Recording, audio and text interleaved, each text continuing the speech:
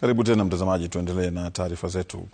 Ni afueni ya muda kwa maelfu ya wakazi wa mtaa wa Makongeni hapa Nairobi baada ya mahakama kusitisha ubomoaji unaoendeshwa na serikali. Wakazi walioathiriwa wameambia mahakama kuwa serikali haikufuata kanuni kwenye ubomoaji huo unaonuiwa kupisha ujenzi wa nyumba za serikali. Kwa siku ya pili mfululizo, wakazi wa mtaa wa Makongeni wanashuhudia nyumba zao zikibomolewa huku wakiachwa bila makao.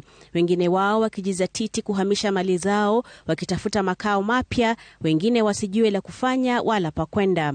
Walikuwa wametuambia watatubomolea nyumba tarehe 5. Sasa jana hao wakakuja wakaanza kubomoa nyumba, tujajitayarisha, tumelala nje na baridi na watoto. Sio vizuri, hatuwezi kusema ati ni vizuri ati amesifanya vizuri. Sisi hapa tulikuwa tunajipanga kutoka. Wakati wanaanza kubomoa, watu wakaanza kutoka. Wakati kuna wale watu kidogo wamepata pesa, wameanza kubomoa kutoka, lakini serikali bado watu wanajipanga kutoka. Siku 5 hata haijaiza tangu watu wapate pesa, sasa hivi wamebomolewa.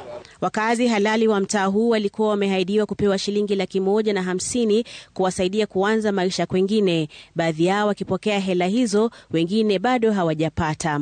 Wanaandika majina la watu, kumbe walikuwa wanatudanganya, wanaandika tu majina ya wenye wanajiita landlords. Na sisi wenye tumekaa hapa hatu kuandikwa majina, kumbe wanatudanganya, hawajatupatia pesa, wanabomoa nyumba zetu, hatuna mali penye tunaweza kuenda. Sasa hata hivyo, imekuwa afueni kwa wakazi hawa baada ya mahakama kuu kusitisha ubomozi huo. Baadhi ya wakazi wa mtaa huo walienda mahakamani kutaka kusitishwa kwa shughuli hiyo. Wakazi hao waliiambia mahakama kwamba serikali ilianzisha shughuli hiyo bila kufuata utaratibu na kuacha zaidi ya watu 35,000 bila makao. Jaji Charles Mbogo ametoa agizo la kusitishwa kwa ubomoaji na uhamishaji hadi kesi hiyo isikizwe tarehe 4 mwezi ujao. Brenda Wanga, Runinga ya Citizen.